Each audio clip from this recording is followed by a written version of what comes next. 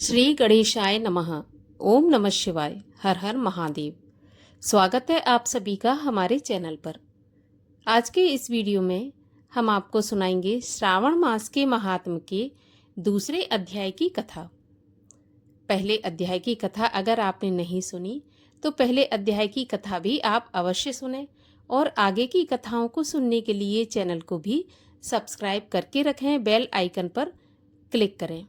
और अगर आज की ये कथा अच्छी लगी तो एक लाइक अवश्य कर दें, क्योंकि आपके लाइक से ही हमें ये पता चलता है कि आपको हमारा वीडियो पसंद आया। तो लाइक तो अवश्य ही किया कीजिए। तो चलिए अब सुनते हैं सावन मास के महात्म के दूसरे अध्याय की कथा। शंकर भगवान सनत कुमार जी से बोले, हे महाभाग ब्रह्मापुत्र, आप नम्र हैं। यही कारण है कि आप बड़े श्रद्धालु हैं, समस्त सद्गुणों से युक्त श्रोता हैं। हे अनग, आपने जो श्रावण मास के बारे में पूछा है तथा जो कुछ आपने पूछा भी नहीं है, मैं सहर्ष वर्णन करता हूँ। शत्रुता रहित प्राणी तो प्रिय होता ही है, और आप वैसे भी नम्र हैं। आपके पिता ब्रह्मा बहुत उद्दंड थे, अतः उनका 5वां सिर कट गया।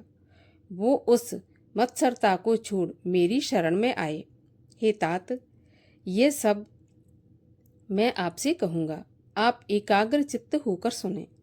हे योगी श्रेष्ठ, श्रावण मास में नियम से रहकर मनुष्य सायंकाल 4 बजे भोजन करें, 1 मास तक रुद्राभिषेक करें, अपनी प्रिय किसी एक वस्तु को छोड़ दें। पुष्प, फल, धान्य, तुलसी की मंजरी युक्त दल, बिल्व पत्रों से भगवान शंकर की लक्ष्य पूजा करें, कोटि लिंग अर्चना करें, ब्राह्मणों को प्रेम पूर्वक भोजन कराएं, नियम का पालन करें, उपवास करें, पंचामृत से अभिषेक, चूँकि मुझे अति प्रिय है, उसे भी अवश्य करें।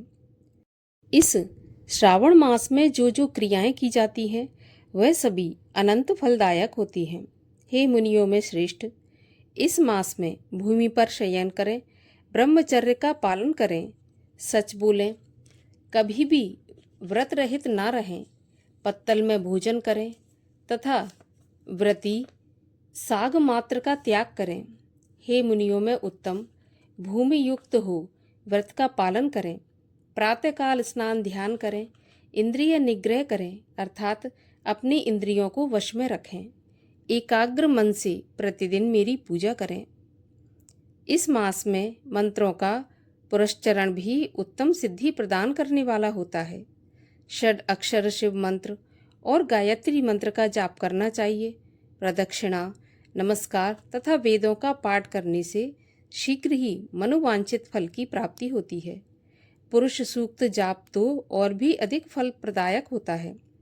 ग्रह यज्ञ, कोटि होम, लक्ष्य होम तथा अयुत होम करने पर सद्य फलता है और वांछित फल प्रदान करने वाला होता है। जो व्यक्ति इस मास में एक दिन भी व्रत से रहित व्यतीत करता है वह महाप्रलय तक घोर नरक में वास करता है। ये मास मुझे सर्वाधिक प्रिय है। ये मास फलदायक है तथा निष्काम भाव से किए गए कर्म के फलस्वरूप मोक्ष प्रदान करने वाला है।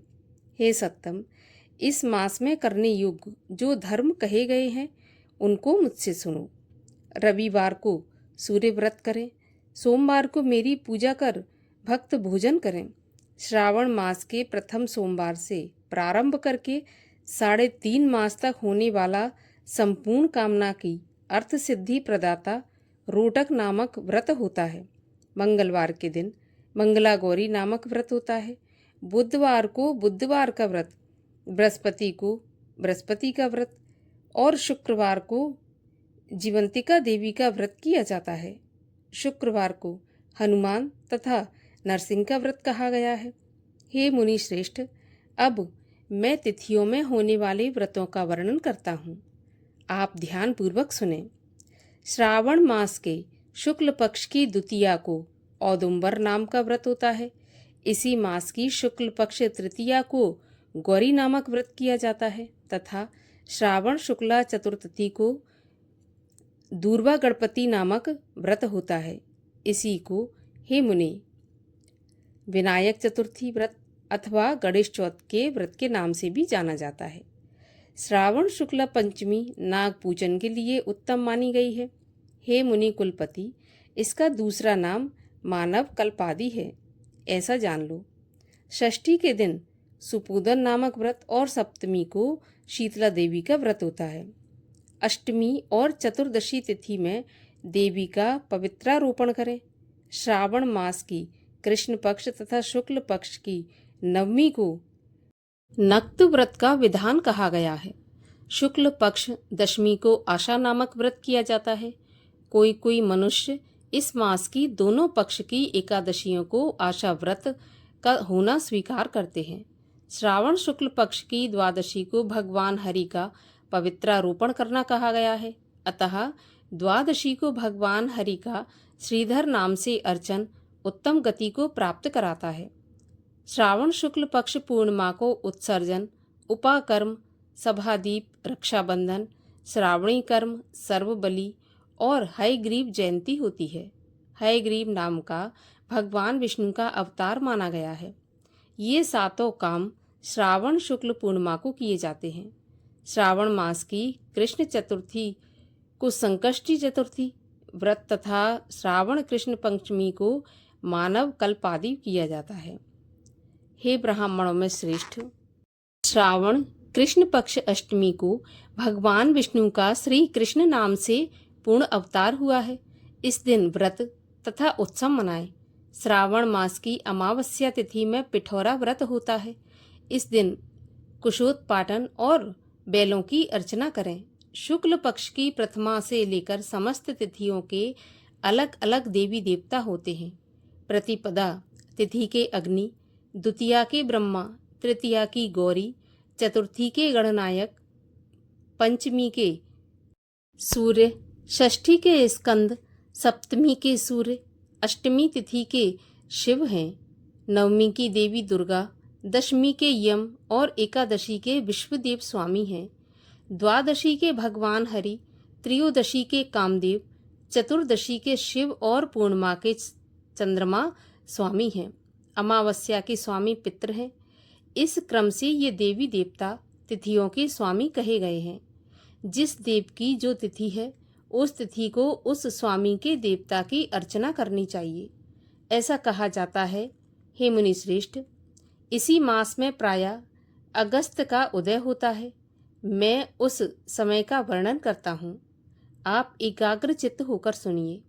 सिंह राशि पर सूर्य के संक्रमण दिन से 12 अंश 40 घटी बीत जाने पर अगस्त ऋषि का उदय होता है।